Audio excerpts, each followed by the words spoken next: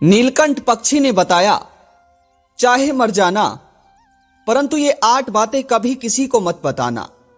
जय श्री कृष्णा मित्रों।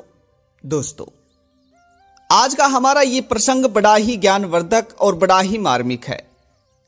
मेरा आप सभी श्रोता बंधुओं से हाथ जोड़कर निवेदन है कि आज के इस प्रसंग के साथ प्रसंग की समाप्ति तक बने रहे।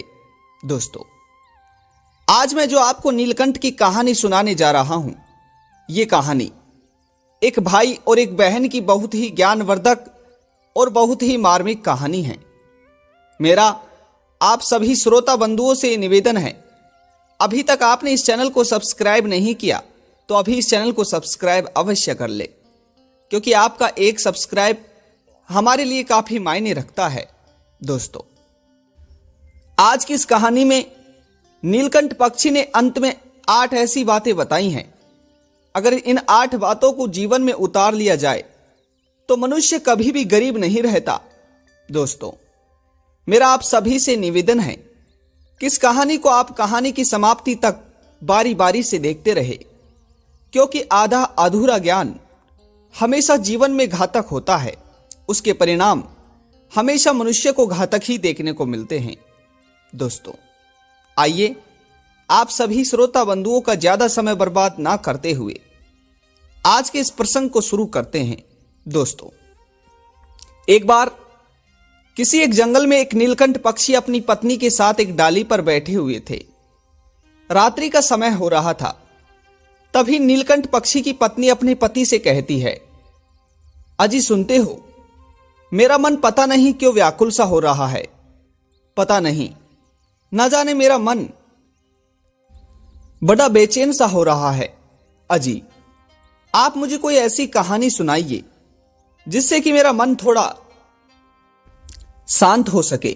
दोस्तों, अब अपनी पत्नी की बात को सुनकर नीलकंठ पक्षी अपनी पत्नी से कहता है, ठीक है, हे प्रिय, आज मैं तुम्हें एक भाई और एक बहन की कहानी सुनाता हूं, परंतु इस कहानी को अगर तुम सुनती हो तो तुम्हें इस कहानी में 8 ज्ञानवर्धक बातें पता चलेंगी। और अगर इन 8 बातों को कोई भी मनुष्य अपने जीवन में उतार लेता है तो वह कभी भी गरीब नहीं रहता। दोस्तों, उसके बाद में नीलकंठ पक्षी अपनी पत्नी से कहता है, प्रिय, अगर तुम इन 8 बातों को और इस कहानी को पूरा सुनती हो तो तुम्हें इस कहानी से अपूर्ण ज्ञान की प्राप्ति होगी। श्रोता बंधुओं, उसके बाद में नीलकंठ पक्षी की पत्नी अपने पति से कहती है कि हे पिया जी, आप जैसा बोल रहे हैं मैं ठीक वैसा ही करूंगी। मैं इस कहानी को पूरे ध्यान और पूरे लगन से अंत तक अवश्य सुनूंगी। आप अब मुझे बस इस कहानी को सुना दीजिए। दोस्तों, तभी नीलकंठ पक्षी अपनी पत्नी से कहता है कि प्रिय, एक बार किसी गांव में चंदन सेठ के यहां एक पुत्र और एक पुत्री की प्राप्ति होती है। जब चंदन सेठ को पुत्र और पुत्री की प्राप्ति होती है तो चंदन सेठ अपने पुत्र का नाम राम प्रसाद और अपनी पुत्री का नाम उर्वशी रखता है। दोस्तों, जब चंदन सेठ के पुत्र और पुत्री होती है तो चंदन सेठ अपने पूरे गांव में मिठाइयां बंटवा देता है। अपने पूरे गांव में ढोल और नगाड़ों से अपने पुत्र और पुत्री होने की खुशी को मनाता है। दोस्तों, इस तरह से चंदन सेठ के घर में धन और दौलत की कोई कमी नहीं थी। धीरे धीरे दिन बीतते रहे। चंदन सेठ अपने पुत्र और पुत्री को खूब लाड प्यार करता। अब जो भी दिन बचता था उस दिन को हमेशा चंदन सेठ अपने पुत्र और पुत्री के साथ ही बिताता था। दोस्तों,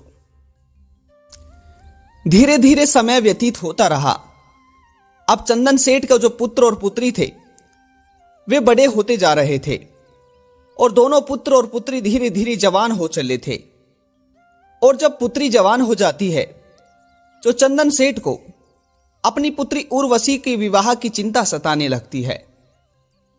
उसके बाद में चंदन सेठ अपने गांव के आसपास के गांवों में कोई एक अच्छे से वर को ढूंढने लगता है और देखते ही देखते कुछ ही महीनों में चंदन सेठ अपनी पुत्री का विवाह अपने ही पड़ोस के गांवों के नामी दामी घर में तय कर देता है।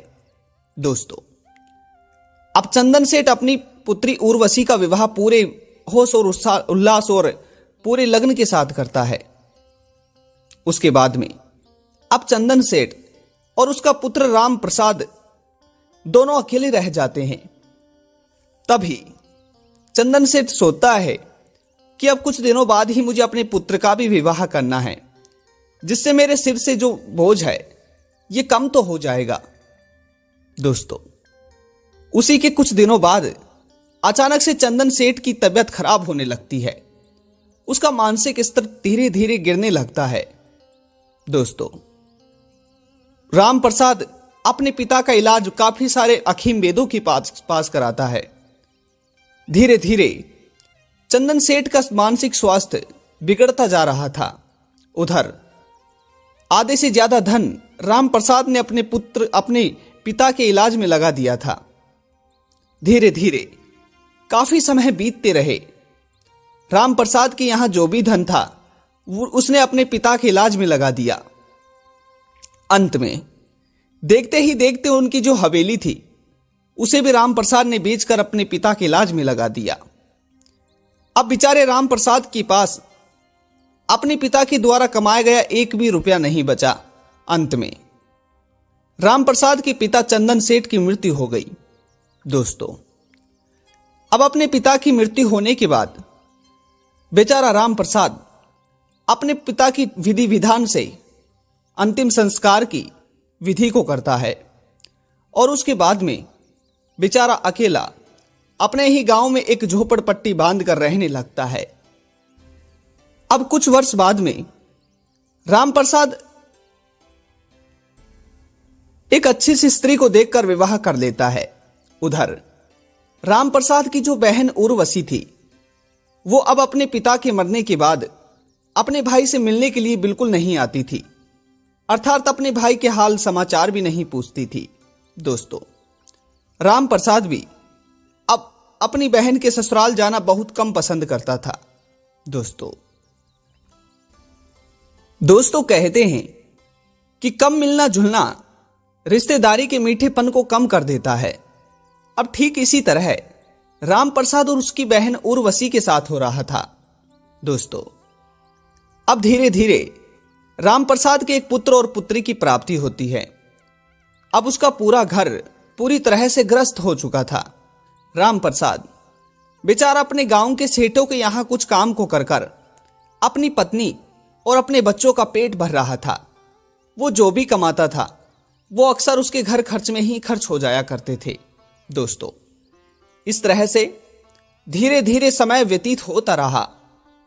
कुछ समय बाद एक दिन राम प्रसाद अपने गांव में किसी एक दुकान पर बैठा हुआ था। तभी राम प्रसाद का एक मित्र राम प्रसाद के पास आता है और राम प्रसाद से कहता है, मित्र, मैंने सुना है तुम्हारी बहन का जो पुत्र है उसका विवाह इतनी तारीख को है। दोस्तों, जब राम प्रसाद अपने भांजे की विवाह की बात को सुनता है तो राम प्रसाद भागता हुआ अपनी पत्नी के पास जाता है और अपनी पत्नी के पास जाकर अपनी पत्नी से कहता है, प्रिय, क्या तुम्हें पता है मेरे भांजे की शादी है और तुम फटाफट से कपड़े जमा लो और एक बैग पैक कर लो, हमें अपने भांजे की शादी में जाना है। दोस्तों, तभी राम प्रसाद की इस बात को सुनकर राम प्रसाद की पत्नी कहती है, अजी सुनते हो, खैर यह बात तो सही है कि हमें अपने भांजे की शादी में जाना है, परंतु आप ही बताइए क्या हमें निमंत्रण मिला है? क्या हमारी ननद रानी ने हमें निमंत्रण भेजा है? दोस्तों, अब अपनी पत्नी के मुख से इस बात को सुनकर राम प्रसाद अपनी पत्नी से कहता है, अरे क्या पता मेरी बहन ने हमारे लिए निमंत्रण भेजा हो परंतु अभी तक हमें निमंत्रण मिला ना हो, या फिर क्या पता निमंत्रण कुछ ही दिनों में आने वाला हो। अभी तो विवाह के काफी दिन बचे हैं।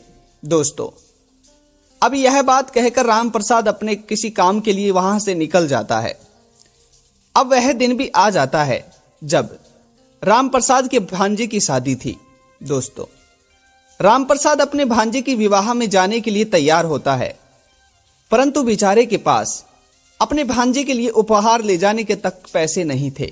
दोस्तों, तभी राम प्रसाद अपने जिस सेठ के यहाँ काम किया करता था उस सेठ के पास जाकर सेठ से कुछ पैसे उधार लेता है और सेठ से कहता है कि मैं अपने भांजे की विवाह, अपने भांजे की शादी में जा रहा हूं, मुझे कुछ पैसों की जरूरत है।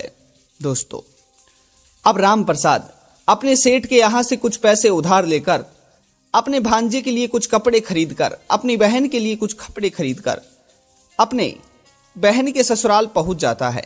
दोस्तों, अपनी बहन के ससुराल पहुंचकर राम प्रसाद अपनी बहन के ससुराल के घर के बाहर के दरवाजे को बजाता है। दोस्तों, काफी समय तक दरवाजे को बजाने के बाद राम प्रसाद की बहन की देवरानी दरवाजे को आकर खोलती है और जब वह दरवाजे को खोलती है तो वह देखती है कि उर्वशी का भाई फटे पुराने कपड़ों में और हाथ में कुछ नए वस्त्र लेकर खड़ा है। दोस्तों, तभी राम प्रसाद अपनी बहन की जिठानी से कहता है, अरे बहन, क्या तुम मेरी बहन को बुला सकती हो? दोस्तों, तभी राम प्रसाद की बहन की जो जिठानी थी वो उर्वशी के पास जाती है और उर्वशी के पास जाकर उर्वशी से कहती है कि तुम्हारा भाई घर के बाहर खड़ा है, फटे पुराने कपड़े पहन रखे हैं, हाथों में तुम्हारे लिए उपहार लाया है और भिखारी जैसा बन रहा है। दोस्तों, यह सुनकर उर्वशी भागकर अपने घर के बाहर जाती है और देखती है कि वास्तव में एक भिखारी रूपी व्यक्ति फटे पुराने कपड़े पहनकर हाथों में कुछ उपहार लेकर खड़ा है। दोस्तों, अपने भाई का इस तरह का हुलिया देखकर उर्वशी अपने भाई राम प्रसाद की उंगली को पकड़कर उसे झटपट से एक ले जाकर कमरे में बंद कर देती है। दोस्तों, कमरे में ले जाने के बाद उर्वशी अपने भाई राम प्रसाद से कहती है, अरे तुम कितने मूर्ख हो, क्या तुम्हें पता है कि आज मेरे बेटे की शादी है और मेरे बेटे की शादी में तुम इस तरह के कपड़े पहनकर आए हो? क्या तुम यहां पर मेरी बेइज्जती कराने के लिए आए हो? जब मैंने तुम्हें यहां पर बुलाया ही नहीं, जब मैंने तुम्हें यहां पर आने का निमंत्रण ही नहीं दिया, तो तुम्हें क्या आवश्यकता थी यहां पर आने की? दोस्तों, अपनी बहन के ऐसे कटु शब्द सुनकर बेचारा राम प्रसाद अपनी बहन के सामने कुछ नहीं बोल पाया, परंतु तभी राम प्रसाद जो उपहार लेकर आया था वह अपनी बहन के हाथों में थमाते हुए अपनी बहन से कहता है, बहन, मैंने सुना था कि मेरे भांजे की शादी है और जब मैंने अपने भांजे की शादी के बारे में सुना तो मुझसे रहा नहीं गया और मैं अपने भांजे की शादी में जैसे तैसे कुछ उपहार लेकर आ ही गया। बहन, ये मैं कुछ उपहार लेकर आया हूं, तुम इन्हें अपने बेटे मेरे भांजे को दे देना और ये कुछ उपहार मैं तुम्हारे लिए भी लेकर आया हूं, इन्हें तुम रख लेना। बहन, जिस तरह से मेरे पास पैसा था और जिस तरह की मेरे पास आवश्यकता थी, मैं उतना कुछ उपहार तुम्हारे लिए लेकर आया हूं। बहन, मैं तुम्हारे यहां भोजन खाने और विवाह शादी को और तुम्हारी बेइज्जती करने के लिए नहीं आया। बहन, अगर तुम्हें वास्तव में मेरे सुहलियों को देखकर परेशानी हो रही है तो ठीक है, मैं वापस चला जाता हूं। दोस्तों, जैसे ही उर्वशी अपने भाई राम प्रसाद के मुख से इस बात को सुनती है तो उर्वशी अपने भाई राम प्रसाद से कहती है, अरे अब तुम्हें यहां से जाने की कोई आवश्यकता नहीं है, परंतु अब तुम सारी रात इस कक्ष में ही बंद रहोगे और तुम्हें भोजन अगर चाहिए तो मैं किसी नौकर के हाथों तुम्हें इस कमरे में ही भिजवा दूंगी, परंतु तुम्हें इस कमरे से निकलकर कहीं नहीं जाना है। दोस्तों, अब अपनी बहन के कहने के अनुसार बेचारा राम प्रसाद उसी कक्ष में बंद हो जाता है। थोड़ी ही देर बाद किसी एक नौकर के हाथों राम प्रसाद के लिए वहीं पर भोजन आ जाता है। दोस्तों, बेचारा उस भोजन को कर उसी कक्ष में पड़ा रहता है। जैसे ही सुबह होती है तो राम प्रसाद बिना किसी को कुछ बताए वहां से निकल जाता है। दोस्तों, अब राम प्रसाद चलते चलते एक जंगल में पहुंच जाता है और जंगल में चलते चलते बेचारे को दोपहर हो जाती है। दोस्तों, राम प्रसाद ने सुबह से लेकर दोपहर तक कुछ नहीं खाया था और रास्ता बहुत लंबा था, जिसकी वजह से राम प्रसाद को रास्ते में चलते चलते अचानक से चक्कर आने लगते हैं। दोस्तों, चक्कर आने के बाद जैसे ही राम प्रसाद की वापस आंखें खुलती हैं तो राम प्रसाद देखता है कि वह किसी एक बुढ़िया की गोद में सोया हुआ है। दोस्तों, यह देखकर राम प्रसाद झट से खड़ा हो जाता है और उस बुढ़िया से कहता है, अरे मां, आप कौन हैं और मैं भला आपकी गोद में क्यों सोया हूं? मैं तो अपने घर रास्ते रास्ते जा रहा था। दोस्तों, तभी राम प्रसाद से वह बुढ़िया कहती है, बेटा, तुम जब यहां से गुजर रहे थे तो तुम एकदम से चक्कर खाकर गिर गए और जब मैंने तुम्हें यहां पर गिरा हुआ देखा तो मैंने तुम्हें अपनी गोद में सुला लिया। दोस्तों, तभी राम प्रसाद उस बूढ़ी अम्मा को धन्यवाद देता है और राम प्रसाद से वह बूढ़ी मां कहती है, बेटा, भला तुम कहां पर जाकर आ रहे हो और बहुत परेशान दिखाई पड़ते हो। दोस्तों, तभी राम प्रसाद बूढ़ी मां को सारी बात बताता है और बूढ़ी मां से कहता है कि मैं अपनी बहन के ससुराल गया था, लेकिन जब मैं अपनी बहन के ससुराल गया और वहां पर पहुंचा तो मेरी बहन ने मेरी खूब बेइज्जती की और मेरी बहन ने मुझे कहा कि तुम यहां पर मेरी बदनामी करवाने के लिए आए हो। दोस्तों, इस तरह से राम प्रसाद उस बूढ़ी मां को पूरी बात बता देता है। तभी राम प्रसाद की इन बातों को सुनकर वह बूढ़ी मां मंद मंद हंसने लगती है और बूढ़ी मां राम प्रसाद से कहती है, बेटा, ठीक है, अगर ऐसी बात है तो अब तुम जब अपने घर जाओगे और तुम्हारे बच्चे बोलेंगे कि मामा के कि बुआ के घर गए थे, आखिर हमारे लिए क्या लेकर आए हो, तो तुम अपने बच्चों को क्या जवाब दोगे। दोस्तों, तभी वह बूढ़ी मां राम प्रसाद से कहती है, बेटा, यहीं पास में मेरे एक बाग है, तुम मेरे साथ चलो और उस बाग से कुछ फल तोड़ लो और एक थैले में रखकर अपने बच्चों के लिए अपने घर लेकर जाओ। जब तुम उन फलों को ले जाकर अपने बच्चों को दोगे तो तुम्हारे बच्चे सोचेंगे कि हमारी बुआ ने हमारे लिए उपहार भेजे हैं और वो बहुत बड़े खुश होंगे। दोस्तों, अब बूढ़ी माँ की बात को सुनकर राम प्रसाद सहमत हो जाता है और राम प्रसाद उस बूढ़ी माँ के साथ उनके बाग में जाने लगता है। बूढ़ी माँ के बाग में जाकर राम प्रसाद एक थैले में कई सारे फल तोड़ लेता है। अब उन फलों को तोड़कर राम प्रसाद बूढ़ी माँ के साथ रास्ते रास्ते चलने लगता है। थोड़ी ही देर बाद बूढ़ी माँ अपने गांव चले जाती है और उधर राम प्रसाद भी अपने घर पहुंच जाता है। दोस्तों, अपने घर पहुंचते ही राम प्रसाद अपनी पत्नी को उस थैले को दे देता है।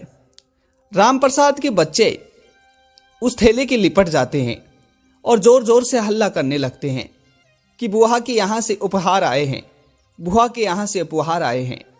राम प्रसाद अपने मुंह को उतारकर और घर से बाहर चला जाता है।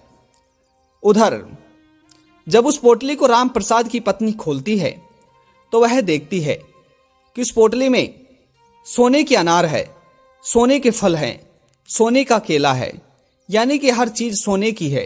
दोस्तों, यह देखकर राम प्रसाद की पत्नी की आंखें फटी की फटी रह जाती हैं।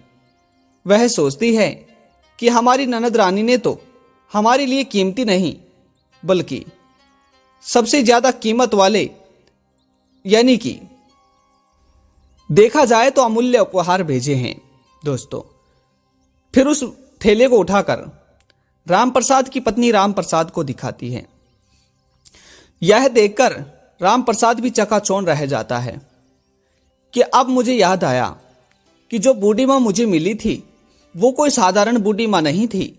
वो हो ना कोई दिव्य शक्ति और हो सकती है देवी माँ थी जिन्होंने मेरी ये मदद की है। दोस्तों, अब इस तरह से उस सोने जेवरात को पाकर राम प्रसाद धीरे धीरे धनवान होने लगता है। दोस्तों, परंतु राम प्रसाद उस बूढ़ी माँ की इस बात को अपनी पत्नी को नहीं बताता है। उधर राम प्रसाद की पत्नी यही सोच रही थी कि हमारी ननद रानी ने हमारे लिए सोने के उपहार भेजे हैं और उन्हीं की वजह से हम धीरे धीरे धनवान हुए हैं। दोस्तों, अब देखते ही देखते राम प्रसाद अपने गांव के सभी सेठों से बड़ा सेठ हो गया। अपने गांव में राम प्रसाद ने बड़ी ही विशालकाय हवेली बना ली। दोस्तों, राम प्रसाद अब बड़े साम्राज्य का धनी हो चुका था। अब काफी दिन बीत जाते हैं। एक दिन राम प्रसाद की पत्नी अपने पति राम प्रसाद से कहती है, अजी सुनते हो, अब तो काफी समय बीत चुका है और अब भगवान की देन से हमारे पास सब कुछ है। हमारे यहां किसी चीज की कमी नहीं है, परंतु अब मैं चाहती हूं कि आप एक दिन हमारी ननद रानी को यहां पर बुलाकर लाइए। मैं उनकी खूब सेवा करना चाहती हूं, क्योंकि आज हमारे पास जो भी है ये सब उन्हीं के कारण तो है। अगर वो यहां पर आ जाएंगी तो मेरा मन भी हल्का हो जाएगा। दोस्तों, और अपनी पत्नी की बात को सुनकर राम प्रसाद अपने महल से एक घोड़े के रथ को उठाता है और अपने एक दो सैनिकों के साथ अपनी बहन उर्वशी के ससुराल जाने लगता है। दोस्तों, अपनी बहन उर्वशी के ससुराल जाकर राम प्रसाद अपनी बहन उर्वशी के ससुराल के दरवाजे को बजाता है। दोस्तों, जब दरवाजे को राम प्रसाद बजाता है तो उर्वशी की जिठानी निकलकर बाहर आती है। तभी उर्वशी की जिठानी देखती है कि उर्वशी का भाई एक राजा के भेष पर एक घोड़े वाले रथ पर और कई सारे सैनिकों के साथ उर्वशी के घर आया है। दोस्तों, यह दृश्य देखकर उर्वशी की जिठानी की आंखें फटी की फटी रह गई और वह दौड़ती हुई जाकर उर्वशी को इस बात को बताती है। उर्वशी को इस बात को सुनकर बिल्कुल भी विश्वास नहीं होता है और उर्वशी अपने भाई को देखने के लिए दरवाजे के बाहर आती है। तो अब उर्वशी भी इस बात को देखकर थोड़ी हैरान थी। दोस्तों, तभी उर्वशी अपने भाई की इस पहनावे को देखकर, इस दृश्य को देखकर रोने लगती है और अपने भाई से माफी मांगने लगती है। दोस्तों, तभी राम प्रसाद अपनी बहन उर्वशी से कहता है, बहन, मैं तुम्हें लेने के लिए आया हूं। तुम्हारी भाभी तुम्हें बहुत याद करती है और उन्होंने तुम्हें खासकर बुलाया है, तो तुम मेरे साथ चलो। दोस्तों, तभी अपने भाई के कहने पर उर्वशी अपने भाई के साथ उस रथ पर बैठकर अपने पीहर चले जाती है। दोस्तों, जब उर्वशी अपने भाई की घर की हवेली को, अपने भाई की हवेली, अपने भाई के सिंहासन और अपने भाई के साम्राज्य को देखती है तो उर्वशी बिल्कुल हैरान रह चुकी थी कि आखिर मेरे भाई के पास इतना सारा धन दौलत कैसे आया। दोस्तों, उर्वशी काफी दिनों तक अपने भाई के महल में रुकने लगती है। उधर जो राम प्रसाद की पत्नी थी वो अपनी ननद रानी उर्वशी की खूब सेवा पानी करती है, क्योंकि वो सोच रही थी कि आज हमारे पास जो भी है वो हमारी ननद रानी की वजह से ही है। दोस्तों, देखते ही देखते काफी दिन बीत जाते हैं। अर्थात काफी दिन बीतने के बाद अब एक दिन राम प्रसाद की पत्नी अपने पति राम प्रसाद से कहती है, अजी सुनते हो, अब हमारी ननद रानी को काफी दिन हो चुके हैं और अब वह अपने ससुराल जाने के लिए बोल रही हैं, तो मुझे लगता है कि अब हमें उन्हें अपने ससुराल भेजना चाहिए। परंतु आप ऐसा कीजिए, अभी शहर में जाकर हमारी ननद रानी के लिए कुछ उपहार लेकर आइए। दोस्तों, तभी अपनी पत्नी को बात को सुनकर राम प्रसाद अपनी बहन के लिए कुछ उपहार लेने के लिए जाता है। तभी राम प्रसाद अपनी बहन के लिए उपहार लेने के लिए शहर जाता है। तो शहर जाकर राम प्रसाद एक मोची की दुकान में पहुंच जाता है। अब मोची की दुकान में पहुंचकर राम प्रसाद एक मोची से कहता है कि मोची भाई, मैं अपनी बहन के लिए जूतियां बनवाना चाहता हूं और मैं जो जूतियां बनवा रहा हूं वो जूतियां बिल्कुल बोलनी चाहिए, अर्थात मुझे बोलने वाली जूतियां बनवानी हैं। क्या आप बना सकते हो? दोस्तों, अब राम प्रसाद की बात को सुनकर मोची राम प्रसाद से कहता है, हाँ भाई, मैं इस तरह की जूतियां बनवा सकता हूं, परंतु इसमें बहुत धन लगेगा। तभी मोची की इस बात को सुनकर राम प्रसाद मोची से कहता है, भाई तुम्हें जितना धन चाहिए मैं उतना धन देने को तुम्हें तैयार हूं। तुम तो बस ये बताओ कि तुम बोलने वाली जूतियां बना सकते हो। दोस्तों, तभी राम प्रसाद अपने मोची से इस बात को कहता है तो मोची हां कर देता है, भाई मैं बना सकता हूं, लेकिन दरअसल आप मुझे ये तो बताइए कि बनाने किस तरह की जूतियां हैं, आखिर उस जूतियों में आपको क्या बुलवाना है। दोस्तों, तभी राम प्रसाद उस मोची को सारी बात बताता है और मोची से कहता है कि मेरी बहन को मैं ये जूतियां पहनाना चाहता हूं, और जब इस जूतियों को मेरी बहन पहने तो ये बात बोलनी चाहिए कि पैसों के बाजार में बदल गई तहजीब, धन दौलत से जुड़ रहे रिश्ते हुए गरीब। हे मोची भाई, जब मेरी बहन इन जूतियों को पहने तो ये बात बोलनी चाहिए। दोस्तों, अब राम प्रसाद मोची से इस तरह की जूतियां बनवाकर अपने घर आ जाता है। अब अपने घर आने के बाद राम प्रसाद अपनी बहन को यह उपहार दे देता है और अपनी बहन से कहता है, बहन तुम इन जूतियों को यहां मत पहनना, तुम इन जूतियों को अपने ससुराल में ही जाकर पहनना, ये जूतियां कुछ खास हैं। दोस्तों, तभी उर्वशी को राम प्रसाद अपने उसके ससुराल छोड़ने के लिए चला जाता है। अब राम प्रसाद अपनी बहन उर्वशी को उसके ससुराल छोड़कर वापस लौट आता है। उधर उर्वशी अपने ससुराल में पहुंचते ही अपने भाई के द्वारा दी गई उन जूतियों को निकालकर उन जूतियों को पहनती है, और जब उर्वशी उन जूतियों को निकालकर पहनती है और कुछ पैर चलती है तो पैर चलते ही वो चप्पलें ऑटोमेटिक यानी कि अचानक ये बात बोलने लगती है कि पैसों के बाजार में बदल गई तहजीब, धन दौलत से जुड़ रहे रिश्ते हुए गरीब। दोस्तों, जैसे ही वो जूतियां इस बात को बोलती हैं तो अचानक से उर्वशी की आंखों में आंसू आने लगते हैं।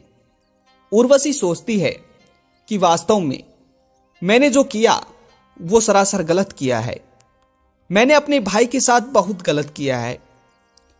जब हमारे पिताजी जिंदा थे तो हमारे पिताजी ने मेरे भाई और मेरा खूब ख्याल रखा था, और पिताजी के मर जाने के बाद मेरे भाई ने भी मेरा खूब ख्याल रखा था, परंतु मैं ही पागल थी जिसने धन दौलत के जाल में आकर अपने भाई को ही भूल जाना पड़ा, और अपने बेटे की शादी में अपने भाई को इस तरह जलील किया। दोस्तों, अब उर्वशी को अपने करनी पर पछतावा हो गया था। उधर राम प्रसाद भी अपनी बहन को जो उत्तर देना था उसने दे दिया था। दोस्तों, तभी नीलकंठ पक्षी अपनी पत्नी से कहता है, प्रिय, इस तरह से हर मनुष्य को कभी भी धन दौलत, मोह माया और इस शरीरी मानव जाति की काया पर विश्वास नहीं करना चाहिए, इस पर घमंड नहीं करना चाहिए, क्योंकि मनुष्य की काया, धन की माया, ये सब एक छलिए जैसा दिखावा है। अगर दरअसल असलियत में देखा जाए तो मनुष्य के हाथों में जो धन होता है, मनुष्य के पास जो धन होता है, वो उसका किसी काम का नहीं है, क्योंकि जब मनुष्य का अंत, उसका पतन नजदीक होता है तो उसके धन दौलत, मोह माया, काया सब कुछ धरा का धरा रह जाता है। और जब मनुष्य अपनी काया और अपनी धन की माया पर घमंड करता है तो कहते हैं कि ऐसे लोगों का पतन नजदीक होता है। दोस्तों, तभी नीलकंठ पक्षी अपनी पत्नी से कहता है, प्रिय, कभी भी मनुष्य को अपने आप पर हुए किसी के द्वारा किए गए एहसान को नहीं भूलना चाहिए। अर्थात अगर किसी ने हमारे ऊपर कोई एहसान किया है तो उस मनुष्य के एहसान को कभी भूलना नहीं चाहिए। दोस्तों, कभी भी अपने दुश्मन को नहीं भूलना चाहिए, और कभी भी अपने जीवन में की गई गलतियों को नहीं भूलना चाहिए, क्योंकि अपने जीवन की गई गलतियों को अगर हम याद रखते हैं तो उनसे भी हम बहुत कुछ सीखते हैं। दोस्तों, इसी तरह नीलकंठ पक्षी कहता है कि प्रिय, यह भाई और बहन की कहानी बहुत ही ज्ञानवर्धक थी और जो भी भाई और बहन या फिर कोई भी मनुष्य इस कहानी को पूरी सुनता है तो उसे जीवन को जीने के कई आधार पता चलते हैं। श्रोताओं, आप लोगों ने इस कहानी को अंत तक सुना, अंत तक देखा। आप सभी के लिए मेरा बारंबार धन्यवाद है और मिलते हैं अगली वीडियो में। यह कहानी आपको कैसी लगी कमेंट बॉक्स में जरूर बताइएगा।